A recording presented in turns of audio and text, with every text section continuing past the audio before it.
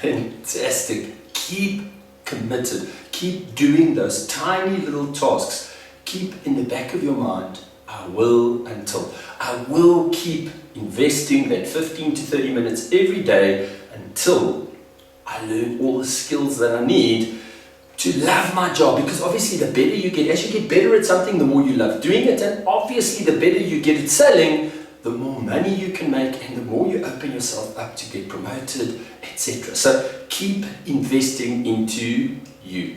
Alright, so now what we're going to try and consider is we need to make a very good first impression. So when you're picking up that phone, the first 5 seconds are really important. But here's the thing, you're not making a cold call. If you are making a cold call, obviously those first 5 seconds got to be dynamic, catch the person's attention. But because we have already warmed up the connection, we've warmed up the engagement, we've used social channels, we've emailed, we've used various digital ways of connecting with this person. So we've already shown our expertise to a small extent, they're already aware of us. So by the time we're picking up the phone, it's not just a raw, cold call, but it's a very warm call. They know who we are, they already relate to us. They probably, or possibly, more often than not, my customers have actually got some questions for me already. So think about your industry, your markets. What is the best, most appropriate way to engage your customer? Now think about this.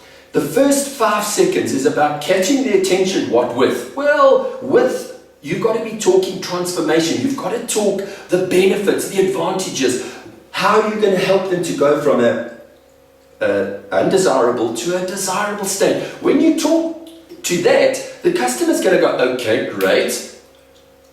What I effectively have heard is I'm willing to continue listening to what you have to say for the next couple of minutes. Why? Because you caught my attention with that first 5 seconds. So that crucial first 5 seconds is all about engagement. Or said differently, it's all about making such a remarkable first impression that your prospects, or your future customers rather, agrees to listen to you for the next 3 to 5 minutes. So that's your first primary objective, right? And then it's during those next 3 to 5 minutes. So the first 5 seconds earns you the right to be heard for the next 3 to 5 minutes. And it's during those next 3 to 5 minutes you have the opportunity to show them, to demonstrate to them why they should agree to meet you.